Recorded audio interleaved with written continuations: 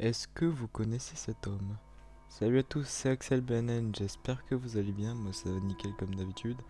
Aujourd'hui, je vais aborder un sujet pas très connu du grand public et ça va totalement changer le principe de la chaîne parce que habituellement je fais du gaming et d'autres vidéos de ce genre, du géométrie dash, du origami et tout ça.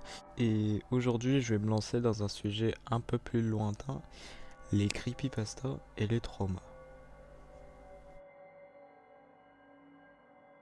Je vous ai demandé en début de vidéo si vous connaissiez cet homme, et moi je pense que certainement que vous l'avez déjà vu quelque part. Ne bougez pas, je vous explique. Un jour, une femme est allée voir sa psychologue comme toutes les semaines, et elle lui a parlé de quelque chose dans ses rêves qui la tracassait beaucoup. En effet, cette femme avait rêvé plusieurs fois de la même personne, un visage qu'elle n'avait jamais vu dans la vraie vie. Alors la psychologue lui demanda de dessiner ce visage en question. Et le voici. Je trouve vraiment ce visage ultra flippant. Je sais pas vous, mais moi ça me terrifie. Et l'histoire ne s'arrête pas là. En fait, la psychologue, quand elle parlait avec d'autres patients, elle a remarqué que eux aussi avaient rêvé de ce visage parce qu'ils avaient dessiné un dessin identique au premier patient. Donc ça veut dire que des personnes qui ne se connaissent absolument pas ont rêvé exactement de la même chose.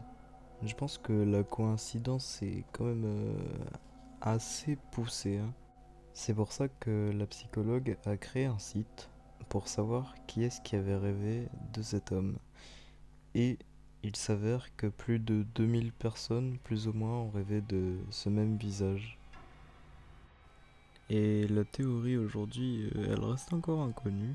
Personne n'a su pourquoi ces 2000 personnes plus ou moins ont rêvé de ce visage.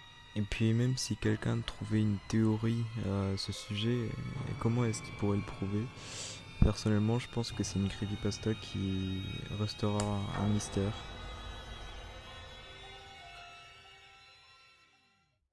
Eh bien écoutez, merci d'être resté jusqu'à la fin de la vidéo. Pour le peu de monde qui est resté, vous pouvez me dire en commentaire si vous aimez bien les creepypasta et si vous voulez que je parle d'autres sujets de creepypasta ou de trauma, moi ça m'intéresse beaucoup. Donc c'était BNN, ciao ciao.